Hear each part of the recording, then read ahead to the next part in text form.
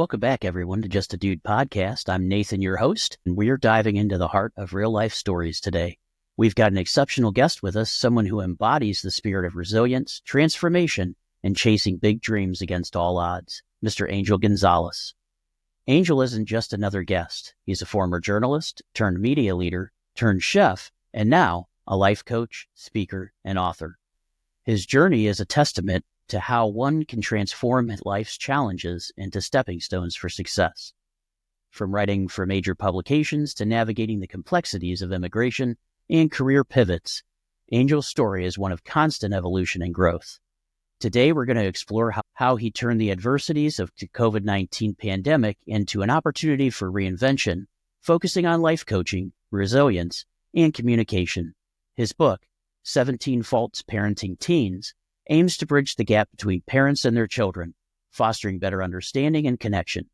So buckle up as we discuss how to become resilient when the world seems to fall apart, how to dream big no matter what, and how to communicate effectively with those we care about most. Angel, welcome to Just a Dude podcast. Thanks for joining us today. Nathan. Thank you. Thank you so much, Nathan. I appreciate you being here with us.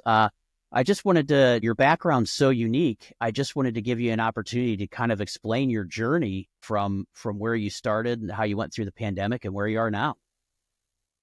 Well, Nathan, imagine I can start since I was 7 years old, but I'm going to try to make it short here. I am a life coach, first of all. I work as a transformational coach. I help people to resolve issues that they have in their blockage, and I work with them to get results.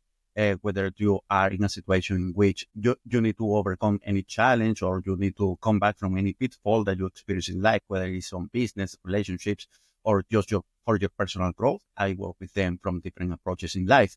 Now, it didn't happen just by casual. It wasn't a random issue that, I landed here as a coach and we started doing this. I experienced a huge journey during my life that took me across different transitions. And those transitions start building this persona that you have in front of you right now.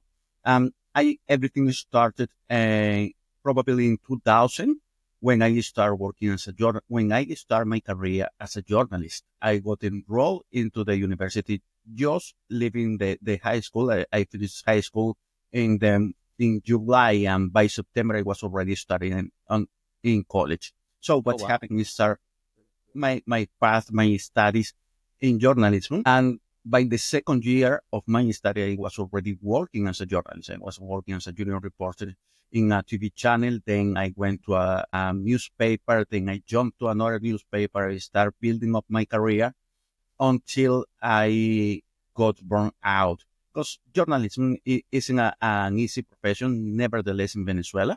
I was experiencing all sort of issues as a journalist back then. I was 20 years old, probably younger than 20 years old in that moment.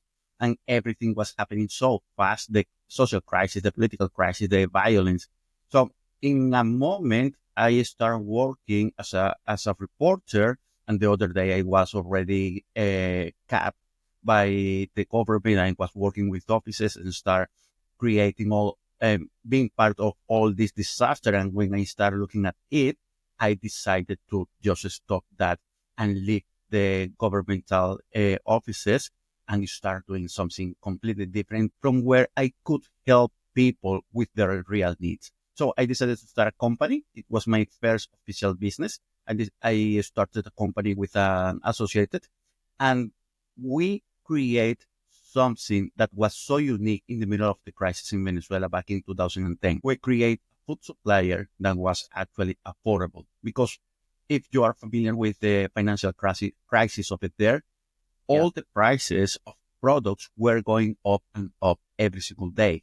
There was no many options for the people. There were no many opportunities for people get anything that they wanted. And what I did, I started hunting literally in the whole country the products that people needed every single day at home. And I didn't charge 100% of their cost. I was charging just as little as possible, just to make sure that the people could have on their table the food that they needed, and even the toiletry in the house because it was really difficult. It was really Yeah. difficult to afford them.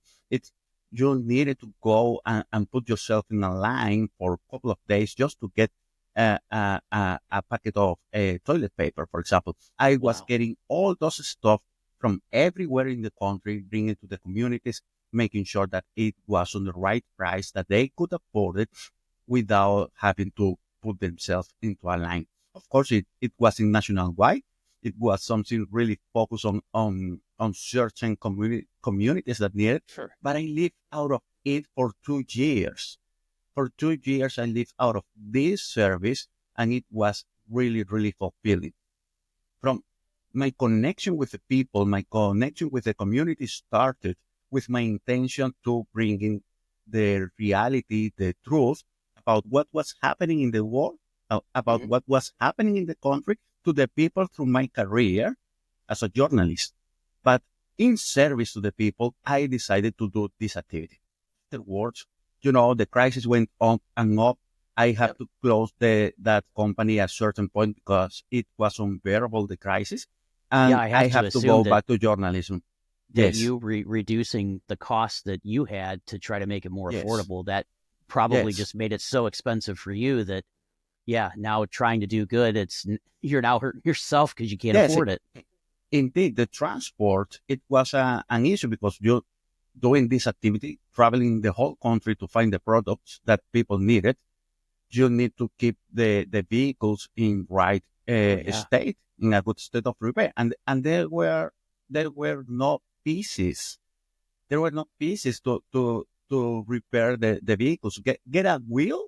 It was really, really difficult. I have to, while I was traveling, I was buying stuff everywhere where I saw Right. because it was impossible to find the pieces to repair the vehicles as much as it was impossible to find the food or to find the toilet paper or anything that people needed. So it was a really good service. I was very connected with that mission, but it was unbearable. And all of a sudden in 2012, the financial crisis went really crazy.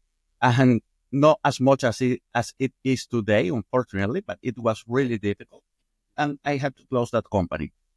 I went back into journalism and I did it for a few more years. I started working as a social media marketer. I started working in the multimedia, bringing the messages to people, trying to do the best that I could, helping Hmm. some brands that were still operating in Venezuela. In 2015, as consequences of the violence, I was targeted for quite a few groups. I took my family and I decided to move to Australia because it was really difficult for us to have to make a living in that Hmm. particular moment. I was a target additionally because I was against what was happening and the people in the government had a reference about what I was doing all this time. So So they I wanted to have to flee silence the you. country.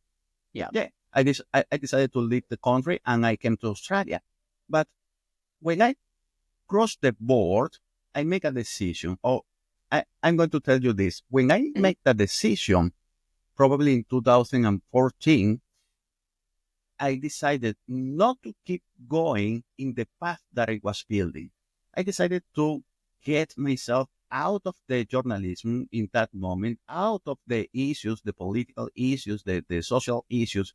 And I explained to my family, I'm going just to live a normal, common life Yeah. without headaches.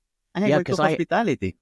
yeah, I have to say that's got to be a huge change, and I'm sure you didn't take it lightly either to move from Venezuela to Australia. I mean, that's halfway across the world. So, but It definitely, it's wasn't if you were likely. being, Yes, yeah, if you were being targeted, there's no way that you probably could have stayed, right? I mean, for the safety of yourself and your family, you had to do something exactly. different. So it kind of just gave Back in you an the day, I opportunity. had a kid. I Yeah. had a kid. He was 3 years old, and I was married to a woman there, the mom of my kid. And it was not safe for me, for my kid, and for my ex partner in that moment. So that decision changed my life completely. That Absolutely. decision Kind of gave created, you a clean slate, right? To start all over again. yes, exactly. And we are talking about because many people get stuck when they have to start over something.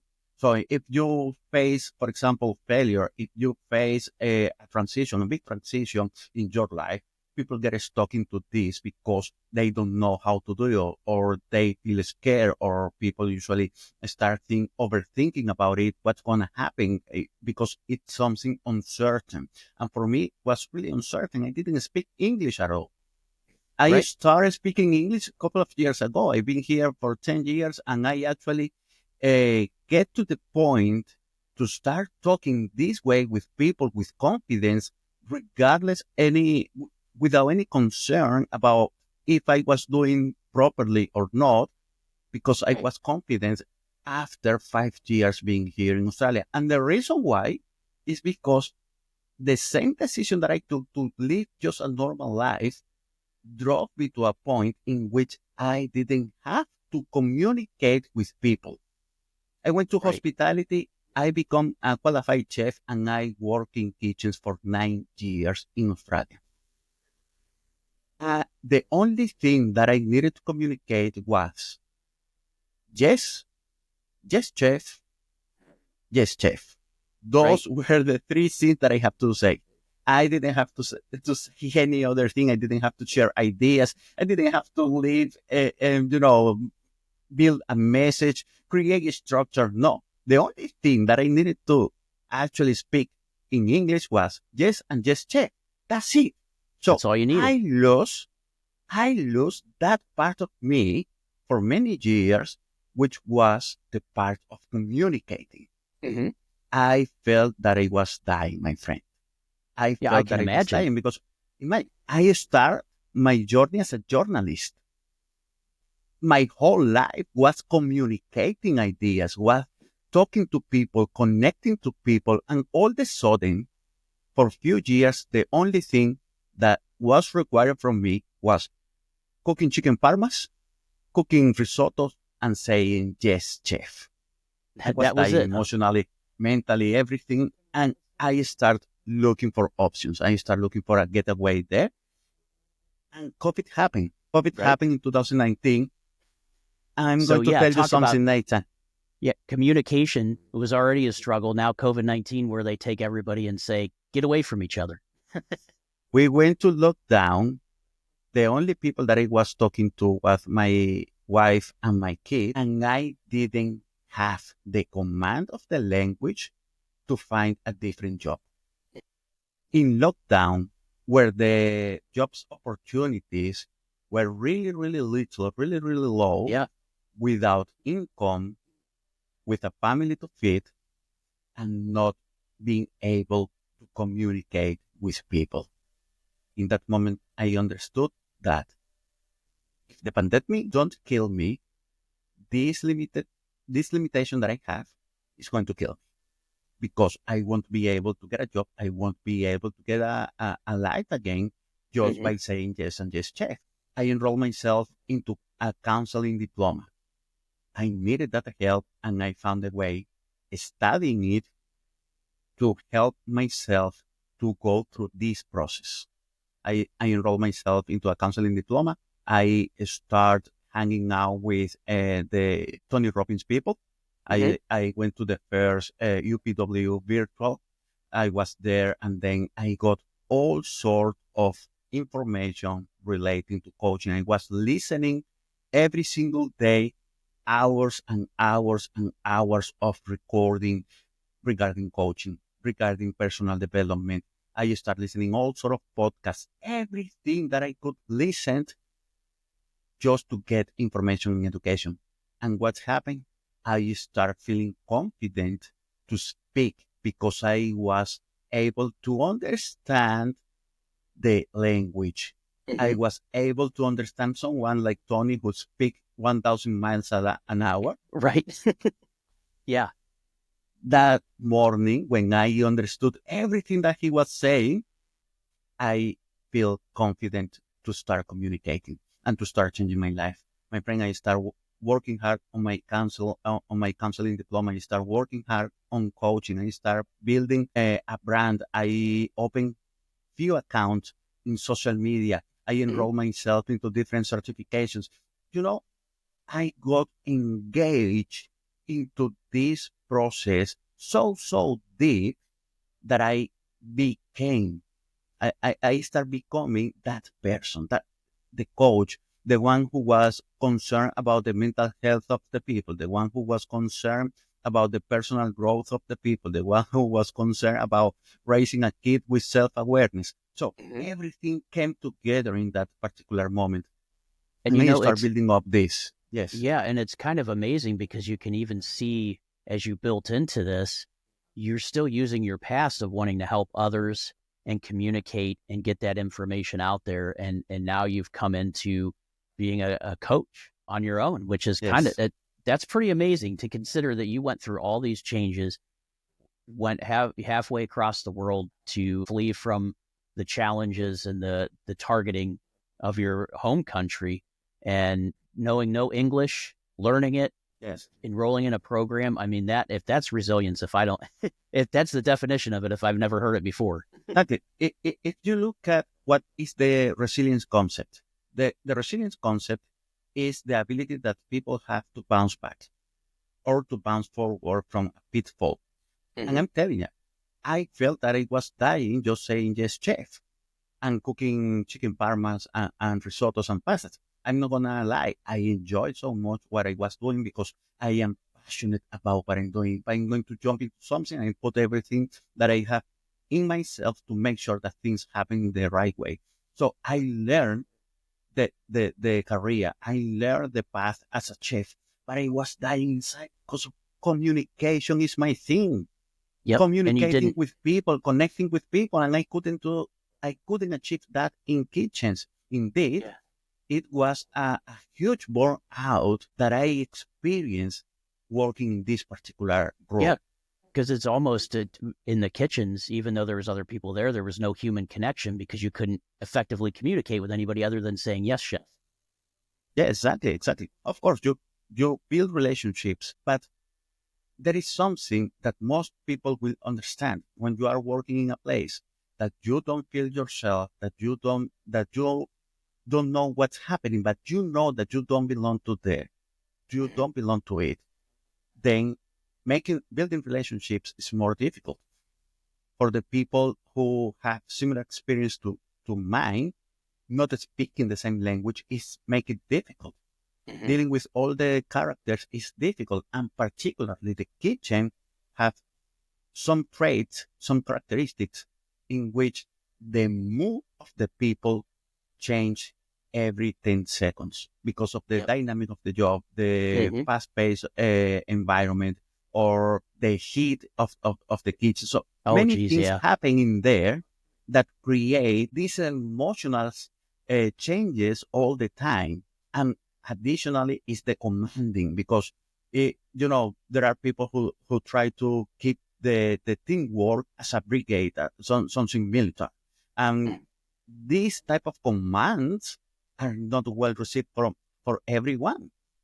I was one of those that didn't receive those commands in the, with a smile and pleased about it. So Mm-hmm. I was dying, man. I was dying emotionally, mentally, physically there. And I found during the pandemic this door. I opened that door and start walking the path. I make all sort of mistakes. I open up at least 16 different accounts into um, dividing into Instagram, Facebook. I had 8 different email accounts just to trying things over and over again. It Mm-hmm. was it was really horrible, and I was experiencing burnout because of the lack of knowledge and the lack of human connection with people because everything was online, and Yep. I wasn't sure about what I was doing, although I was enrolling into different programs. Long story short, I started doing this from 2019 till 2022. I felt a certain point that I wasn't going to make it. I had Mm-hmm. to go back to hospitality during the pandemic because I needed the money. I need to Mm-hmm. bring food to the table. My second son was born in pandemic, and it was really stressful. My second son was born in June, and I got a job in August. All Wow. this time from the lockdown in March 2023, 2019 Yeah. till August, I made $0. I made Wow. $0 just standing in the house, studying, sending CVs to the few jobs that were available for out there, and Mhm. that was it. Looking at my second baby that was going to come to this world and wondering what the heck I'm going to do with two kids Yeah. in the And no house, money. no money, no food. Thankfully, there were many charities operating those days. I could find a lot of help from those charities, and they supply with the food, they supply with nappies for the baby, with the self-care products, everything that I needed. I got it through charities during this time. Oh, I that's needed the amazing. money. Yeah. I needed the money.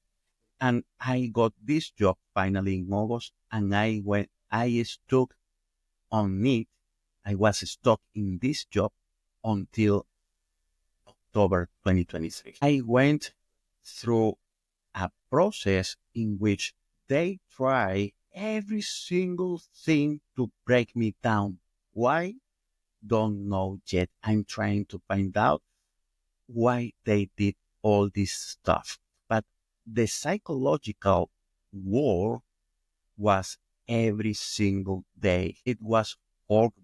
The environment went nasty. The leadership wasn't there. The teams work, the working teams were every single day worse and worse. Mm. Every single word had a second meaning. Every single action had a second meaning. Basically, it was everything prepared for me to just burn out into Yeah. hospitality and don't walk back to it. I thank every single day now that Mm. I didn't turn back to hospitality, because it, although back in probably in 1996, I have a dream to become a chef. Mhm. Today I can tell you it was a good fun. It was fun to learn few things, to learn how to cook the perfect steak. But Yeah. Right. thank you very much. I'm not going back to hospitality. But So a nice thing about that though is that you said when you were younger that was a dream, and you can at least say I reached my dream, my goal, that's right. and then hey, when I got That's there, it right. wasn't for me. You know, I'm gonna and tell you who knows? something. Wait, Maybe if you were back in Venezuela, it might have been better, right? Because you would have had the communication aspect, or at least somewhere where they could, understand you a little bit better. But in this case, you really threw yourself in there, and just the extra items of communication. Just I could see how that would be so demeaning to you internally as an individual, just to say I'm missing this communication part. yeah, that's absolutely right. And I tell you something. When I was 7 years old, I decided to become a journalist, and I did it. See? At certain point in my childhood, I had that moment of dreaming how to become a chef, and I did it. Mm-hmm. At certain stage in my 20s, I have this dream to live abroad. I'm doing it. So Yeah. every single goal that I set for myself, I have achieved it, and there are many others, of course, on the list. They are on the line to just waiting for me to hit them and achieve them. But that's Mhm. the thing. Those are the different transitions of life that teach people how to be resilient, how to build something and rebuild every single thing that you need to rebuild in order to become successful. So 2023, I got divorced. 2023, I lost my job. 2023, I lost my house, my home. 2023, every single thing that could go wrong Went went wrong. wrong. Wow. I released my first book in November 2023. I navigate my challenges, my emotional challenges, studying counseling and coaching. I got certified. I was in the environment. I was coaching people already. I was having conversations, connecting with people every single time, every single day. I started my first program. I started in 2023, and 2024 was the time for me to build the brand. to build the brand as a coach, Angel Gonzalez. Mm-hmm. I dedicate every single day, Monday to Sunday, without depleting myself or taking the attention away from my kids. I dedicate every single day to my business. I dedicate every single day to build a brand, to create content, to make sure that there was something that I could do in order to help people to be okay, to be resilient, to overcome their challenges, and to achieve their goals. So today I can say I am a result coach. I am a business coach. I am a coach who is prepared and ready to help you overcome any challenges that you have that may be hinder your growth, that may be holding you back, and whatever you need to resolve. I know that it's possible because there are many chances that I already passed through it. So Yeah. when someone tell me, hey, man, I have no idea how to resolve this, I got the solution for you. No worries. Let's talk about it. Let's Yeah. have this conversation and start working the path to transform your life for better. Yeah, that's amazing. That's a heck of a journey, Angel, to just, I mean, from where you started to where you are now, and now you're a coach, still doing one of the things that I think you found out through journalism and through working in the government with trying to get people the food is you've got that communication, you've got all this experience. I mean, tons of experience. Most people wouldn't even see half of what you've experienced in an entire lifetime. So I think that would definitely say you're qualified to be a coach. But Thank you so much. yeah, what would you say were some strategies, or what are some strategies that you would have for overcoming significant life changes and moving forward with purpose? Because obviously that's a big theme with you, is you've had a bunch of significant challenges in your life and you've been able to overcome them. Is there any specific strategy that you used for that, or Absolutely. strategies? Absolutely. Yeah. There are many strategies, but everything starts with your identity. What your identity is. Your identity is your belief systems, the roles that you play, and your values. That's your identity. That's the result of your identity. When you say, hey, who I am my beliefs, my values, and my roles. When I told you this story of my life, you can see all those transitions that I have navigated. Every single transition come with the charge of a role that I was playing. I was the junior journalist, I was the businessman, I was the manager director, I was the traveler, I was that, I was husband. I'm still that, sorry. I am that. Yeah, I was a husband. Then I was a student. Then I was a chef. All these roles were part of my identity at a certain point. And all these changes create a new world in my life. So every time that I started a new role, I did unconsciously a change of my identity. I have to transition from one me, from one part of who I am to a different part and learn something to make this happen. Right. So the transition, for example, from manager director of a national TV channel to chef, it was a huge transition. That's a huge transition. And living this identity, living this role, and adopting this new identity and this role create a significant change in my identity. It created a significant change to the point that in 5 years, I couldn't find myself where I was. But I got conscious about this issue, this particular issue, after I started working on myself after I start working on personal development. But I wasn't aware. And that's what's happening. Many people go through these transitions unaware about what's happening within. And that's why you see at least 80% of the global population unhappy doing what they do because they are not aware about what's happening inside, why that unhappiness is linked to their identity. And for example, second thing, your values.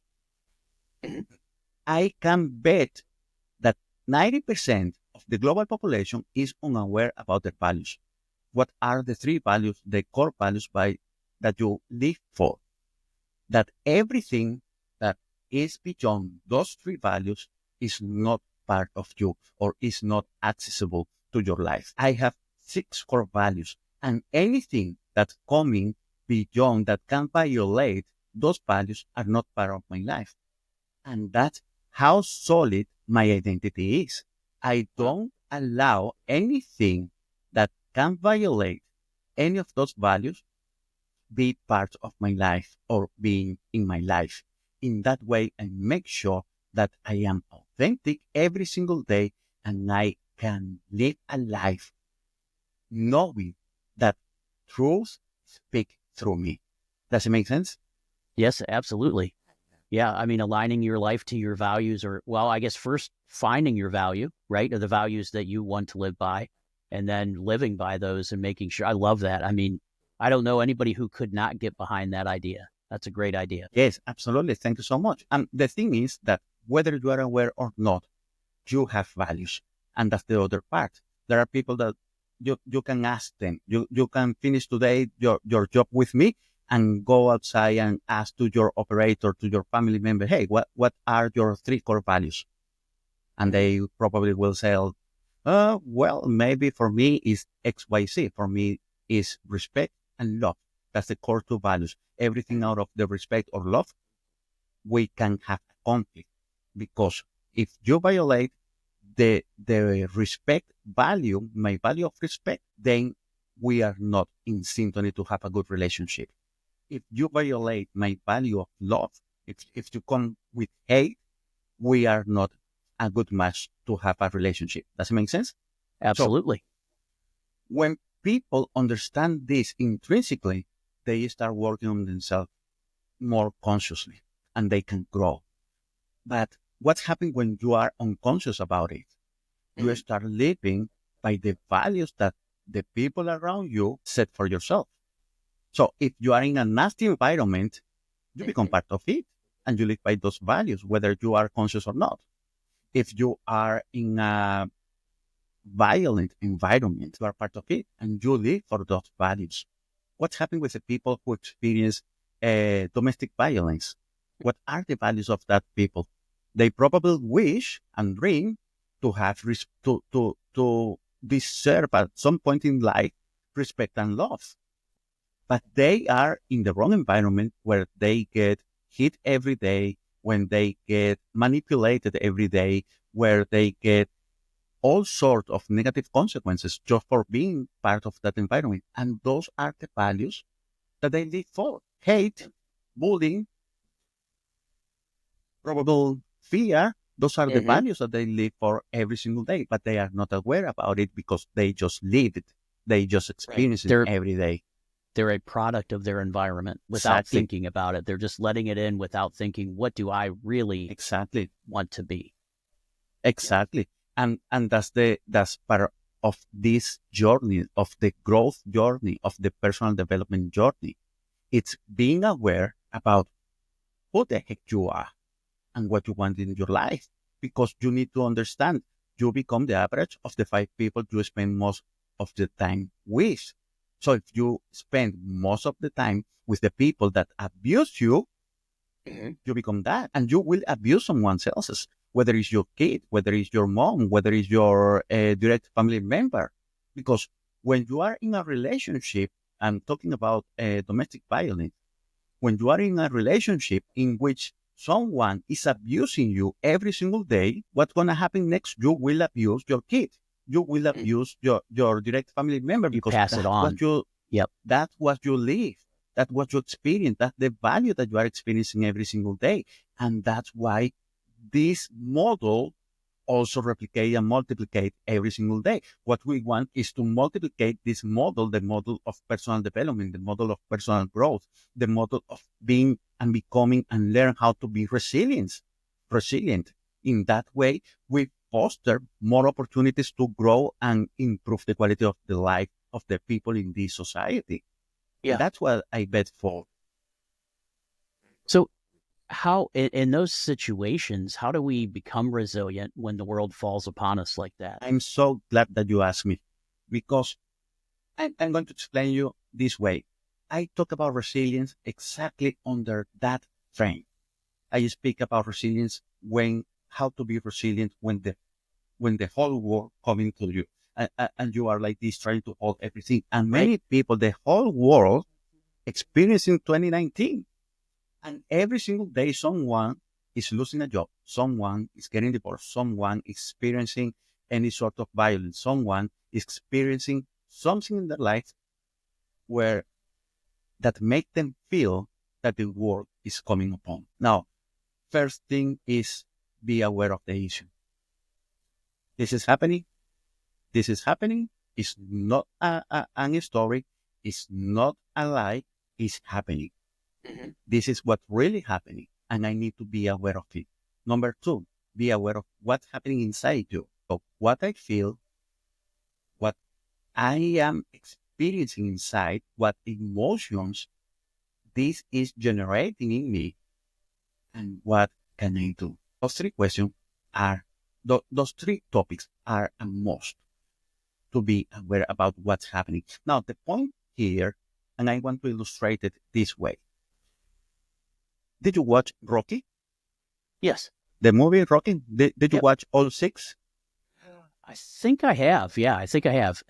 I have to think. I am a I'm pretty fan. sure I have. I am a fan of Rocky, and I watched all six movies. Now, what's happening in Rocky 1? The whole world fall on Rocky, fall, and it was crushing and pushing down every single time. Yes? Now, what he did, what he got to achieve was really amazing. He was broken emotionally, he was broken financially, he was broken mentally. And he engaged in an activity that he loved. Whether you are a lover of boxing or a hater of boxing, that was the activity that he loved. He was good for it. And with all the pain, physical pain, emotional pain, mental pain, he breaks through it and he got to start building a career. Now, what does it tell you? You need passion. You need passion and the decision to make things happen in order to break through when the world is falling upon you. Now, if you watch Rocky 2, Rocky 2 was the best moment for him because he was coming from the version of this guy who was totally broken, who had nothing to offer, to someone who was already recognized and who got to defeat the champion in his ways. So he got to defeat the champion, he got to be recognized, and he was already someone who people was talking about, someone who could provide for his wife, someone who was starting, experiencing something different in life. That tells you that you need to be resourceful. That tells you the number one, passion, second one, resourcefulness. The third one, what is showing you? It's showing you a guy who got to the pinnacle of the career, who got to build wealth, who has the house of his dream, put on the table, everything that he wanted, fame. People loved him because who he was. But he got into that issue that many people experience in life, and he got cocky. He started living out of this stereotype that was dragging him down. And that's exactly what happened to him. He fall down again because he wasn't prepared for the level of success that he experienced. Now, the reality is that when he went down emotionally, he was broken again. He got again into the loss, into the grief, into the issues that he experienced once upon a time. But this time, he wasn't starting from zero.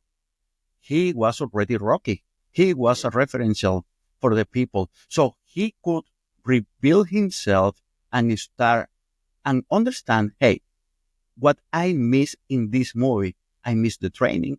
I miss the everyday training. I miss the eye of the tiger. I miss the both eyes. In order for me to be successful, this is what I did. So what I'm going to do now, I'm going to do it again, and I'm going to double it. Because when I double it, I'm going to make sure that this won't happen again. So Rocky 3, for me, is the perfect example of a resilient man. A man who is able to overcome the challenge when the world fall upon you. Because you did it once, you did it twice, and you are going to do it for third time. And no matter the size of the challenge, and I'm talking here about in Rocky 4, it doesn't matter the size of the challenge, I'm going to face it, I'm going to defeat it, I'm going to overcome it, and I'm going to make sure that I come back in a better position than I was before. At the end of the stage on Rocky 6, you see the last stage of life where people want to be just settled, where people want to live life. He started a small business, a family business, just talking to people, connecting to people, and making sure that he could fit the tummy of someone into his community. That's what I'm talking about here, to be on building resilience. Is the resilience not only to overcome challenge, win, and go to the top of the mountain and take the picture, the Rocky picture. I love that part of the movie. That's the thing, is my favorite. But what's happening after? Are you going to live the rest of your life like that? No. You need to understand that at a certain point, you are going to find your equilibrium, your final balance. And what you give to the world is what actually will speak about who you really were inside. And that's something really, really important. And make sure that understanding these 6 stages of life, which are represented on these movies, is going to help you see yourself as a human being able to overcome challenges. Because it's not just that character, it's not the fictional character that Rocky shows, but it was Sylvester Stallone's life as well at a certain point. And it is the life that many people experience every single day. Now, many people don't know how to do this because they are not aware about their belief. They are not aware, or they just being filled with limiting belief, which makes things harder because you need to overcome first the limiting belief in order to start building something out of it, out of your mind, out of your emotions, and understand that you can decide what values are you going to adopt in your life and what roles you actually want to play, because you are not a podcaster because you were commanded to be a podcaster. You are a podcaster because it's part of your life. It's part of who you are. It shows your ideal of the world, and you want to be connected with people that have different ideas, that have different thoughts and styles, and bring all this together for your audience. So ideally, we step into the roles that resonate with ourselves. And I'm going to tell you something. Communication is so important for me that I started my own podcast as well. It's the Life Coaching Podcast. And the thing with this is that give us the opportunity to share these ideas, these scenarios, these stages with people who have something to share, who have some value to deliver to the people that are able to pick the idea and realize, I can be the next success story. I can be the next happy person, the happiest person in the world, just by my decision and my consistency, taking action every single day. I love that. That's absolutely. And it's funny because you brought up the podcast, but that's exactly why I started it. I wanted, just like myself, I knew there's people out there that like seeing different views and listening to different people and different viewpoints and different topics. I love hearing about it, and I love sharing it with the world. And, this is a great medium where not only do I get to share your story, but I get to meet someone like you and bring that into part of my life. Resilience. This is amazing, the topic, because I think, just like you said, we've come from such an era with the pandemic of being down. And I know here in the United States, where I'm located, we've had a lot of political imbalance back and forth. So it's, I think we're at a point here in my country where I know a lot of us are starting to say, I don't care what your political beliefs are. We have more in common than we don't, so I'm hoping that healing comes in as from our country here, we can become more resilient and realize that we don't need to be so separate and can hopefully focus on being more together. That's exactly right. And that's the dream. That's the big dream. How we unite, how we harmonize this world that is so polarized right now. How we can be together without being together, how we can just live in harmony and unity to make sure that we can live a good life. And not just that, but be concerned about how can I improve my neighbor's life as well. Right. How can I see in the neighbor the life that I want to build for myself? I'm pretty sure that you are not going to see the life that you want to build for yourself if you have a neighbor who is dealing drugs every single day. Right. Yeah. Not at all. Or is the center of the criminal band in the town. Right. Yeah. That's definitely But when someone I we don't want to focus, associate with. exactly, but when we focus with the neighbor, we associate with the neighbor who is focused on growth, who is focused on helping others, who is focused on keeping the community in the proper state and making sure that not violence come in, that not drugs come in, that not that neighbor. And we always have that neighbor that want to see the community working well and being on well in a great state where the green is green and the brown is brown. That's the neighbor that I want to associate with. And together, in unity and harmony, we can create a huge change, not in the life of one, but in the life of many. Many, yeah, absolutely. You could literally change the entire neighborhood. Absolutely. And And hopefully everything starts larger. with one person. Yeah.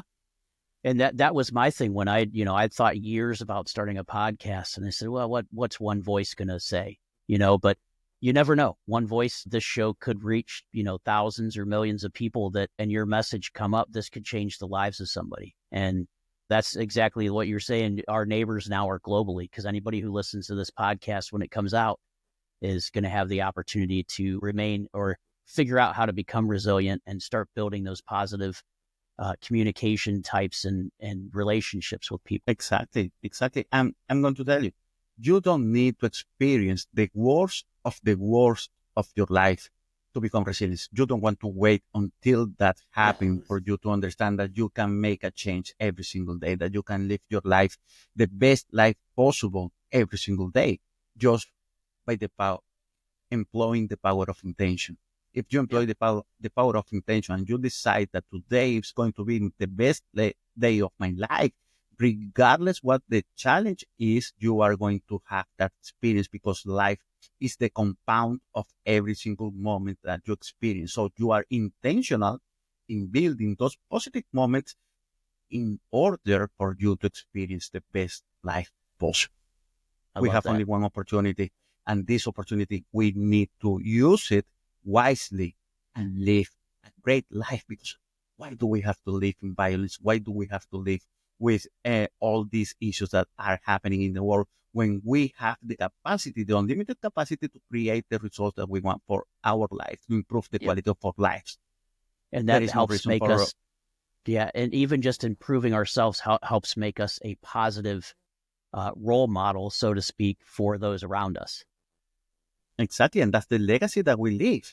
The real legacy that you leave is what you teach to the next generation.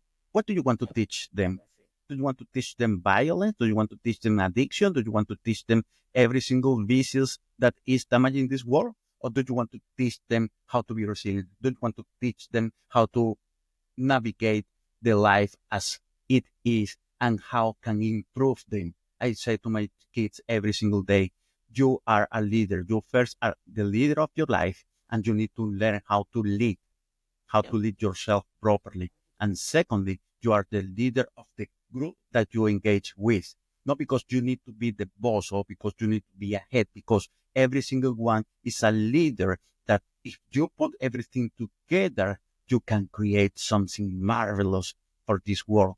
But what happens when you are in the wrong environment? Right. There are negative leaders as well.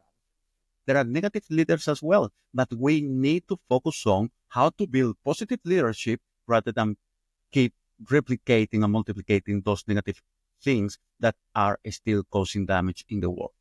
We need more of the positive and less of the negative, so that way we can create the world that we want to live and the world that we want to live for our kids, for the next generation and the next one.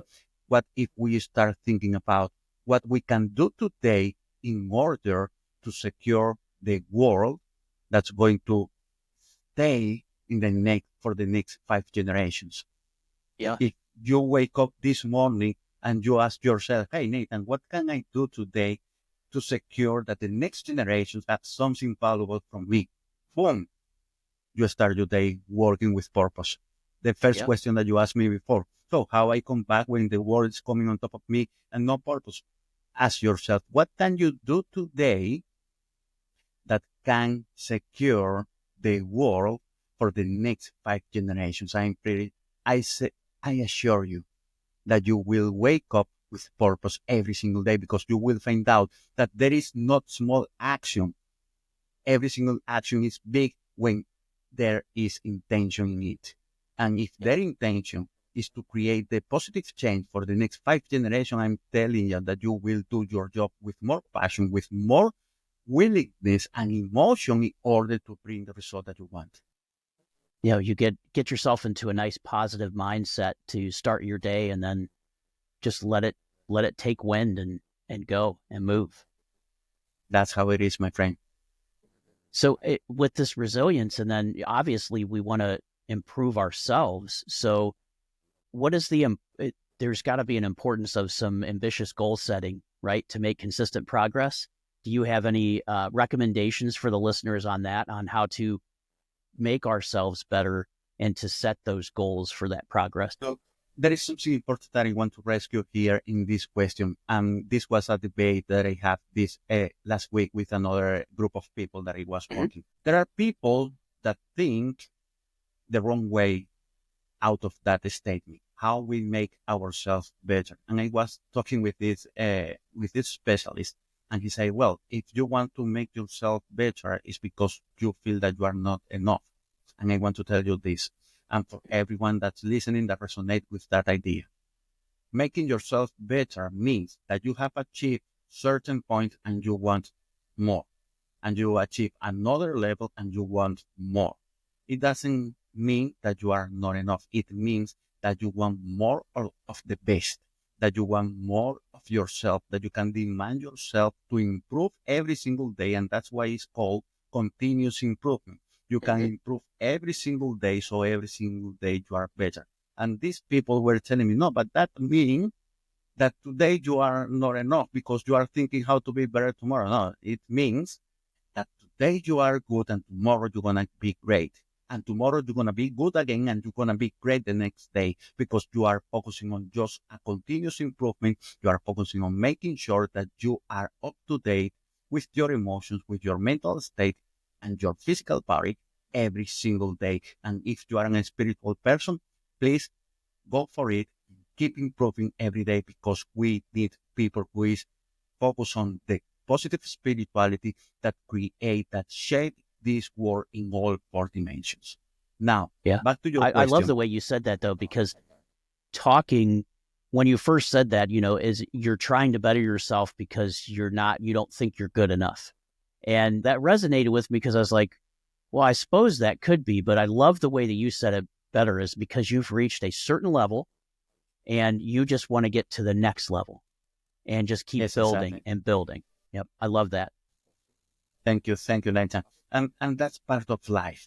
Sometimes we overthink and we overcomplicate things that's We supposed to sure be do. simple. And these people who I was talking with this particular topic last week, it was a beautiful debate. We talked about this only topic for around 45 minutes. And at the end, we came to the conclusion, well, it's true. We just want to be better.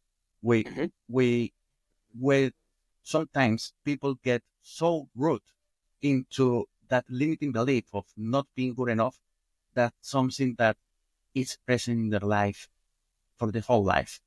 And some of the people that was in that group, they are a baby boomer.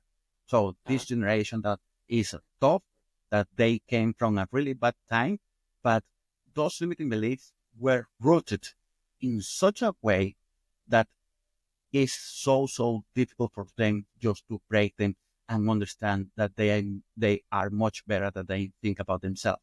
So in this new way, in this new generation where we are living of personal growth and personal development, understanding this, it's important because we are shaping the next generation.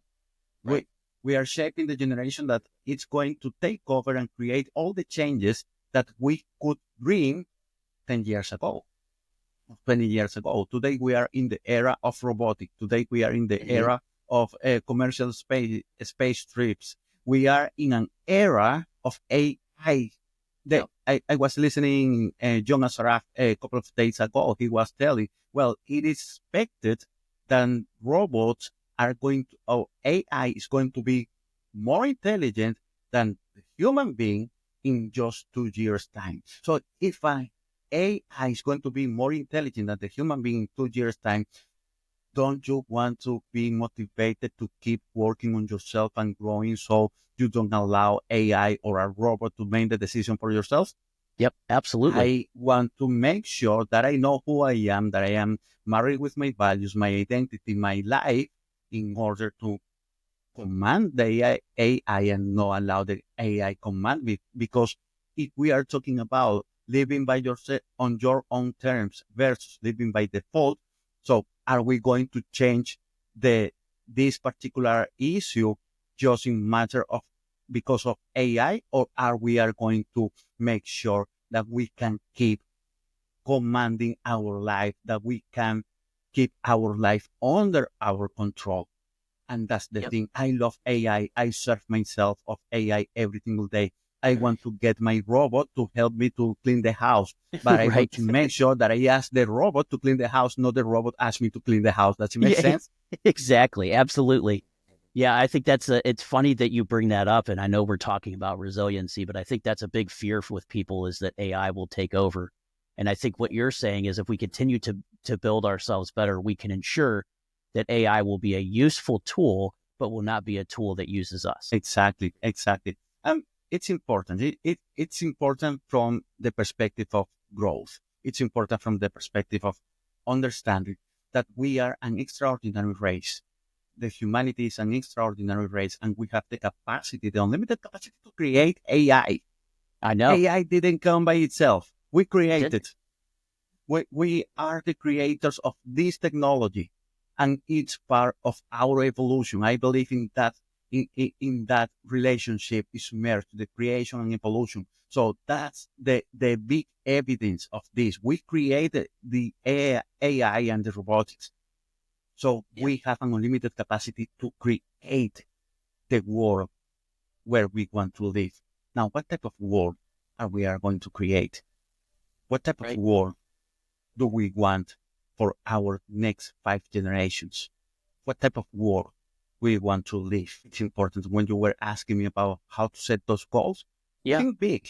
Think about the goal that you really want to achieve, the things that you want to achieve in 1 year, 6 months, and the things that you want to create for yourself. And maybe if you are a home worker, if you are Mhm. working to taking care of your kids and making sure that they have a meal every single day, I know that there are some people there, whether they are men or women, on this role that sometimes they in, they put themselves behind a wall, an imaginary wall, saying, "But what can I do to create this world just being at home?"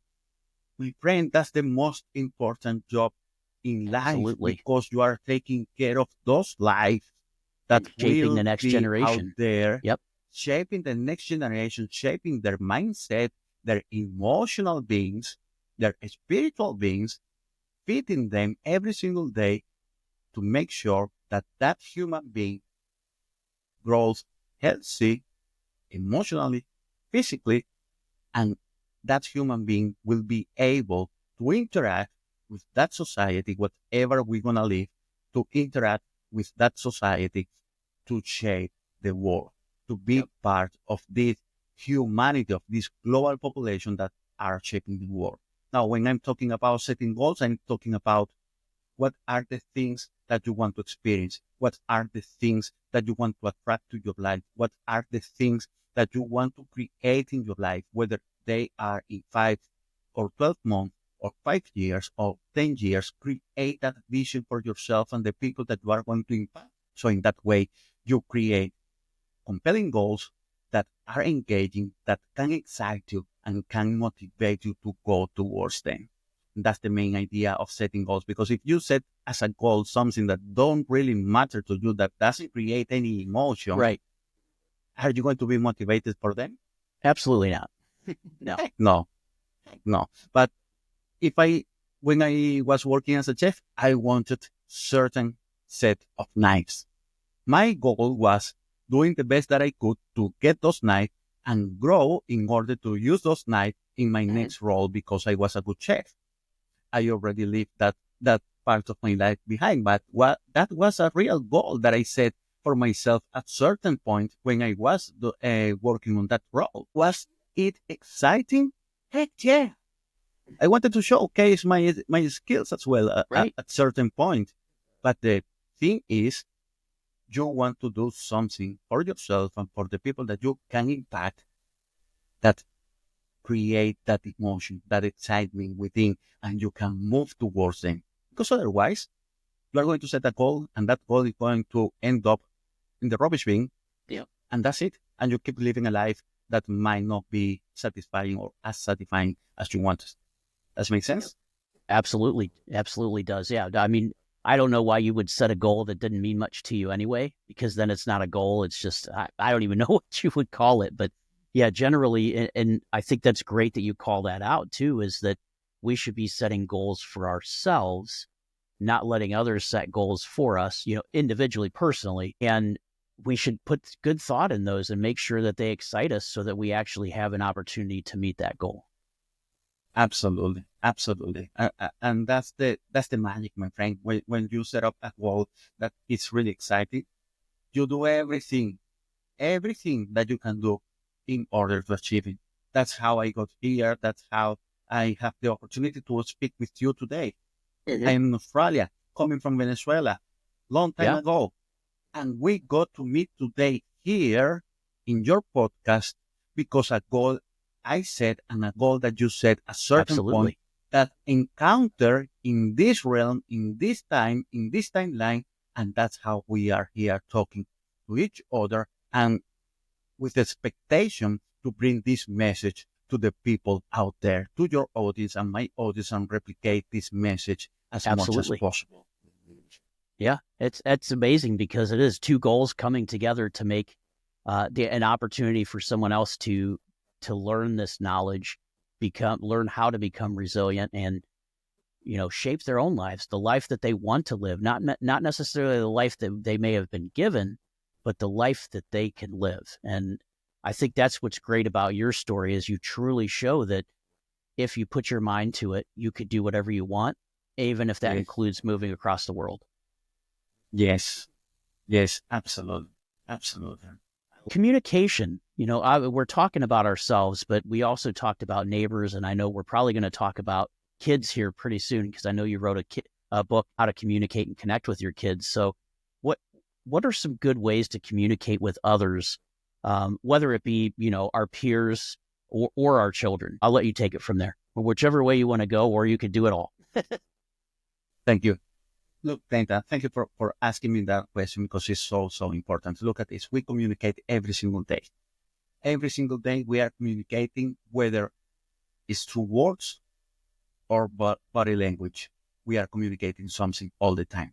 We are communicating ideas. We are communicating feelings. We are communicating emotions. We are communicating through our work. We are communicating every single time. Now, how to communicate with peers? I believe, and I certainly believe, in being honest. We need to communicate with our peers from honesty.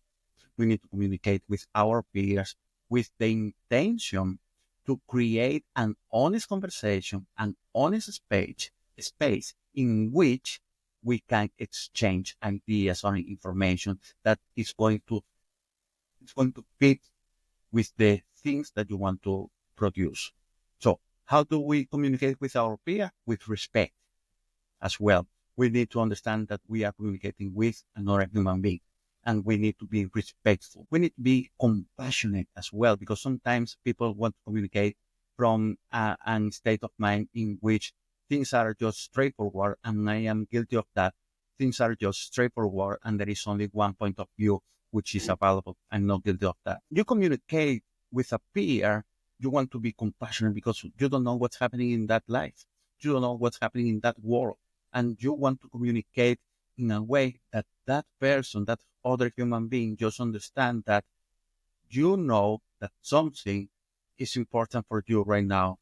And that communication open an opportunity, open a realm in which things can happen for both. So it's important when we communicate with the intention of understanding to make ourselves be understood and to understand the other person. Now, how we communicate with our kids in the same way. We need to be respectful. We need to be honest and we need to understand. And sometimes in the role of parents, we miss those three. We miss honesty, respect, and understanding in the role of being a parent. Why? People miss this because we are shaped by the previous generations in certain ways. And every single limiting belief, every single attitude, every single behavior coming from those generations were passed on to us and we start replicating. Now we are in an extraordinary time. This is an extraordinary era in which we are more conscious and we have more opportunities and more channels to start changing this pattern, this behavioral pattern. And how do we do it? We do it through awareness. Mm-hmm. Now, being aware of this create the opportunity for us to be more focused on how we communicate with our kids. In my book, 70-Fold Parenting Teens, Insights and Strategies to Communicate with Our Teens, I explain what 17 different scenarios in which parents fail communicating with their kids, connecting with their kids. Some of those scenarios is workaholism, and people that spend hours and hours and hours just working without any type of connection with regard to their kids. Entrepreneurs, be careful with this. I am an entrepreneur. I spend a lot of hours in my work, and sometimes that build me as well. So understanding this from your own reality and the stories that other people have experienced is important, and that's set in there. Another issue to communicate and connect with your kids is yelling. The yelling parent. How many are guilty of yelling? How many times were you yelled by your mom or your dad? How many times was I just commanded, you need to go and do this? Exactly. Yeah? Or they use your full name and you know you're in trouble. Exactly. And those are the type of things that are passed on generation through generation. And we have the opportunity to create a change. Now, there are a different paradigm. There are people who believe that not yelling, not raising the voice, it creates a gap in the relationship with your kid. Now, you don't need to yell to gain respect. Indeed, you gain more respect without yelling, but you just need to exercise your authority. And you need to make understand your kid when they are having issues, when they are experiencing something that is going against the values that you want to teach, the rules in the house, the type of harmony that you want to bring to your family. That's important. But yelling doesn't create respect. You know, that's fear.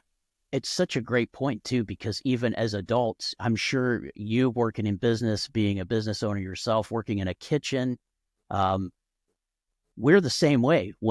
If someone yells at us, how do we take it, right? We generally shut down, get mad, maybe, or some other emotion that comes in. So absolutely, why wouldn't our children be different?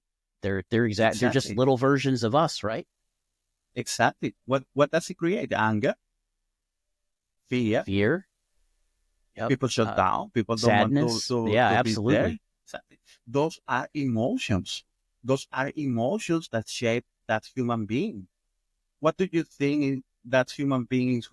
How is going to be his life or her life, their adult life, if they grow with fear, with anger and sadness? we can see every single day in the newspaper. We can see every single day on the street. We can see that people, we can know today how their childhood was because of how they behave today. And that's something that I certainly don't want it. And I know that you don't want it happen for the next 5 generations. Absolutely not. No, I think we need to make more, not make, but we need to enhance our children, even, our young adults, to be, to show them respect, to make sure that they are more respectful, and to, like you said, align to those values that we want to not only instill in ourselves, but if they're important to us as parents, then we should instill those into our children as well.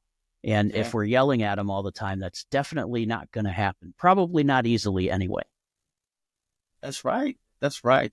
And it's important for us to understand that the communication is something essential to be able to shape that generation, to be able to create that change, to be able to shape that society, that community, that people that are going to take over.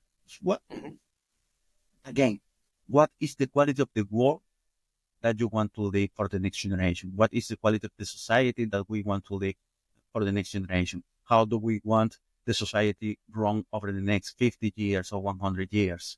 If we don't think about this today, what's going to happen? Everyone's going to be mad? Everyone's going to be angry? Or everyone's going to be lazy? Exactly. Everyone's going to be dominated? We're almost seeing that now, in our world, and we need to turn that around. We need to do it quickly. And our newest and our youngest generations are the ones that are going to be able to do that if we provide them with the right resources as parents, and that give them a good example of resilience and communication. And that's pretty amazing. That's pretty powerful if you think about it. Well, I don't have to tell you, you wrote the book, but yeah, it's definitely very powerful. No, thank you. And it's not just because it's on the book. So this is one of many books. This is one thought out of many thoughts. And if you look at this, 3,000 years ago, there were few people who were able to pass these thoughts. 100 years ago, there were a bunch of people who were working on these type of things. And nowadays, we are a massive army all around the world using technology to bring this message to the people, to more people, in order to create a better world. And if this is happening, this is not random. This is not because a bunch of people wanted to build a multi-billionaire business. That's something that was good. Yeah, fantastic. But it's not random. Every single day, more and more multipliers of these type of messages, because we are concerned about the destiny of this world, about what's going to happen in the future if we don't take care of the present. If we take care of the present, we secure a future. But if we don't take care of the present, what's going to happen? We have no future. All this technology available, with all these things that are not contributing in any way for creating a better world, what's going to happen in that future if we don't take care of this present? So that's something that wake me up every single morning, more motivated to build every single thing that I am building in order to make sure that the next generation is a generation able to think critically and make decisions every single day that are growth oriented, that are future oriented or futuristic vision, because you want to make sure that this next generation has a vision about the world that they want to live. Yeah. But if, there are many, many movies that I am a fan of the movies, and there are many, many movies that show this type of future crash that we are destined for. Mm-hmm. I don't want to believe that's possible. And because I don't want to believe that's possible, my purpose every single day is create something that can help my kids to think critically, and they can pass that thought to their peers, and their peers multiply in the same way with their families and so on. So that's how we take care of the present every single day. We take care of the present, making sure that we multiply. Yeah, what you just said there, Angel, is we don't, I think from a, 10,000 foot view, we think about how we interact with our children individually. But you brought up a good point there, is that they go out into society, right? Whether it be school, playing with friends, whatever it may be, depending on their age, and they can exemplify that message that you're instilling in them and possibly give someone else a view to say, hey, you know what? They're happy. Maybe this is something I can do, and maybe I can do more things better instead of being bitter or what I have at home. I have a friend who can give me a different outlook as opposed to what maybe I'm getting at home. That's right. And that's happening every single day somewhere in the world. I'm going to tell you, I am really proud of few of my friends because of what they have achieved. And I am more than happy knowing that I was part of this success, whether it was with an idea or a direct help to make sure that they could have a great life, the life that they are experiencing today, and they are passing those values to their children, and their children are going to pass to their next generation.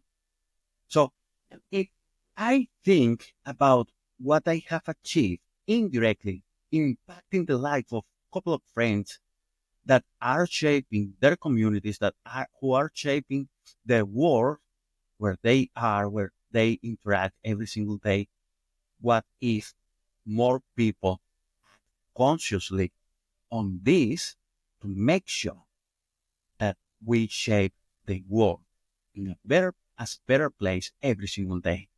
What do you think is going to be the result? Yeah, if we keep trying to make it a better place, we have a greater opportunity to do so. Yes, we are 8 billion people living on Earth right now. 8 billion people. And something that we need to look at is how little pieces of information create massive change. If you go to the media and you refer to any president in the world, not just in the US, any president, any leader in the world that drop those messages, those negative messages, create a huge wave of information, opinions, feelings, emotions, actions out of that. What if 8 billion people consciously, intentionally, just focus on creating a positive change every single day? And positive change is not just thinking about how to be positive. It's taking action about consciously and intentionally focus on the outcomes that you want to experience. What is the quality of the outcome that you want to experience every single day based on your emotion, based on your physical state, based on the harmony of your house, of your home? What are those outcomes, and how can you start influencing on experiencing more of what you want rather than more what you don't want? Yeah, Does it make sense? absolutely. Add into it, look at today we are bombarded by digital information. I was running a workshop this week and I was talking about the importance of being present on the social media market. But one of the things that we are exposed to is the negative information that also runs every single day on social media. What you focus on, you attract the most. And that's something that the algorithm has shown every single day. Now, we have a list of influencers in our life who are on social media. And we listen to them, we watch them every single day, and we shape ourselves, sometimes influenced by them. But who are the first influencers in life? Who were the first influencers in your life, Nathan? Yeah, my parents. Your parents. Every single thing that you learned from 0 to 5 was coming from your parents. Yeah. Next, your extended family. your community, your school. Nowadays, school kids can have access to social media. Unfortunately, yes, but we didn't have that. The No. main influencers are our parents. The main influencer of my kids is me and their mom. So if we don't take care of the information that we share with them, on the teachings that we share with them, what do you think is going to be the destiny of those human beings? Yeah, they're going to start It's taking that going to be influence from social media. Yep. exactly. It's going to be influenced by other people, social media, the people in the community. If I don't take care of my community, what is the quality of the people that are going to influence their life? Yep. If I don't take care of what I'm consuming on the media, what is the type of people that are going to influence their lives? I'm coming from a communication background, and I tell you something. There are so much crappy content in the Yeah. media, Yes. so much crappy content running every single day on social media. We need to look at this. We need Yeah, to take care of this. I think that's a big issue impacting the world now, especially for our children, is us as adults are able to decide what we want to see, what we don't want to see, and can take things a little bit differently. Even if we don't see something we don't like, we know, hey, I don't like that. It's not going to impact me. But with our children, especially younger children, and even in the teenage years, they're so impressionable about what they see and the environment around them that is one of my biggest fears is with we didn't have social media when we were growing up. So we didn't have that influence on us, but now they can get a hold of social media and see things that as a parent, you would probably never want them to see. And that's one of the things. I don't know if was it Australia that banned social media under a certain age? I'm not sure if it Um, was or not, but there are a few controls here, which is focus on the age in Mhm. which kids don't supposed to have access to social media before 16 years old, if I remember well. But the reality is different. The Yeah, reality is they totally can still different. get it. They have access to being 8 years old. I saw Wow. some of the peers of my kid with access to Instagram and Facebook. Some of them, not all of them, Mhm. thankfully. But now in high school, it's a different level. Everyone have it. Yeah. Everyone have it. And, Yep. you know, we don't need to fear about social media, but we need to watch what's Yes. happening around it. What That's a type great of way to put it. content are, Yep. yes, what type of content are they consuming? And what type of information are we giving to them? Because if we are giving the information that are going to direct them to take the wrong decision for their life, they are going to take it. Yep. First influence is the parent. It doesn't matter how you think that the other people outside influence their life. First influence is the parents. If the Yep. parents don't coincide or don't act in synchrony to send the right message to the kids, kids are going to see the message as it coming from the external Yep. world. So you need to make sure that the world in the house, in the home, is is delivering the message Yep. that are going to shape them in a better way And to create Angel, a better human that's a being. great point there too, because if parents are the number one folks that we're going to learn from or that are going to be impressionable on our lives, that means that us as parents have to make sure that we are there to be parents. We Yes. can't be, as a Yes. dad, we can't be working 100 hours a week and never be home. Or as a mom, Yes. same thing, be working 100 hours a week and never be home. There has to be that work-life balance because like you said, there's no more important job than being a parent and raising your child, the right way with the values that you want to instill. Yes. Yes. Absolutely, Nathan. Absolutely. I agree with you 100% on this. I think that it's important to come to a conclusion to this Yeah. conversation, and something that I want to leave with you and your audience is awareness. It's a call for awareness. It's so much important, mostly in this time, to be aware, to understand that your identity matter, to understand that your state, your emotional state matter, your psychological state matter. So be aware about everything that's happening inside, everything that's happening within, and be aware about everything that's happening around, because everything that's happening around influences what's happening within. We learn from our five principal sense in our body from the day zero, from the day one that we come to the world. We start learning, and what everything is around us is a piece of information that we learn that is stored in our brains, and from there 90% of our decisions, our focus is triggered automatically for the information that is already archived in the subconscious mind. So you want to be conscious, aware about what's going on around you, because you are learning from your side. Yep. You are learning from your capacity to smell. You are learning from what you taste, what you touch, what you hear. So every single piece of information, audio, visual, is coming through your senses, is stored in your brain. And from there, 90% of your focus, your daily focus, is triggered by those things. If you take care of your environment, you take care of the things that surround you, you take care of your inner peace as well.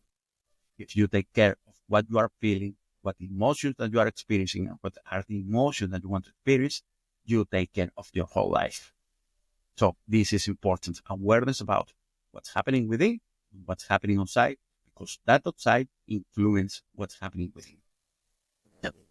Absolutely. I love that. That's a great ending message. But Angel, I want to give you an opportunity. Do you have any new projects coming up, or is there the best way for our listeners or viewers, if they watch the video podcast, for them to get a hold of you as well? Look, how people can contact me, all my social media, you can search for Coach Angel Gonzalez, Gonzalez double Z, say in the beginning, at the end. I am on Instagram, LinkedIn, Facebook. What I miss, that there are many social medias nowadays. I am on YouTube as well. I am producing the life coaching podcast. I am administrating the life coaching community on Facebook. You are more than welcome to participate there. Every single week, I'm going live with a piece of coaching, with a capsule of information and education to bring these type of messages, to talk about the things that matter to every single one, every single person in this world. You can also check my website, Coach Angel Gonzalez. I love to participate as speaker in events, as speaker in podcasts. So how to contact me? Just search in Google, Coach Angel Gonzalez, and you are going to find me there on the first page. Excellent. The second thing about the projects, there are many projects coming up, but something that I'm working right now, I am helping brand new coaches to set up these type of businesses. Why? Because I want to help more people to replicate and multiply these type of messages. I truly believe in what I said before, which is we are 8 billion people in this world. The more people we add on this project, on this way of personal growth, the better the results that we can achieve to shape a better humanity, an upgraded humanity, and humanity 4.0. Now, I am working with coaches, mentoring coaches in order to set these type of businesses and replicate these type of messages, making more people that think positive create and multiply more positivism in this world. Another project, I'm working with a transformational coaching as well, through which I help people to achieve the results that they want. Different project is a book that is coming up probably at the end of this year. It's about parenting, how we can parent kids that lead. So those are the main projects that I can talk about right now. There are many others still on the line, but we start with these three. Yeah. So all of our listeners can definitely follow you on your website. And I know I will have all of your information listed on my website as well, justadudepodcast.com. So we've got the under the show guests, all of your information will be there, Angel, and the guests can find you that way too. But yeah, just Googling Coach Angel Gonzalez will most likely find you, because that's how I found him. So, well, Angel, I want to thank you so much for joining us here on the show. And this has just been an excellent conversation. So thank you. Thank you so much. Bye. All right, wrapping up another fantastic episode of Just a Dude podcast. Today's conversation with Angel Gonzalez has been nothing short of inspiring.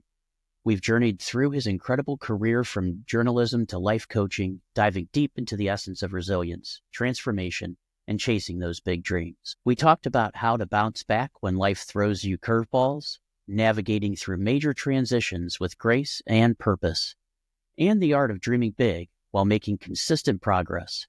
Angel shared invaluable insights on communication, especially how to connect with your kids in meaningful ways through his book, 17 Faults Parenting Teens. If you're looking to connect with Angel or learn more about his work, check out his website and follow him on social media, all of which will be linked in the show notes and his guest profile on justadudepodcast.com. Don't forget to grab his book if you're a parent or know someone who could benefit from its wisdom. Thank you, Angel, for sharing your story and strategies with us. It's been an honor having you on the show. To all the listeners out there, if you liked this episode and it struck a chord with you, don't forget to subscribe to Just a Dude podcast on your favorite platform. Share this episode with someone who might need to hear it, and leave us a review. It really helps us keep bringing these authentic conversations to you. Until next time, keep pushing through your challenges. Dream big, and remember, you're just a dude or a dudette, but you're capable of extraordinary things. Catch you later.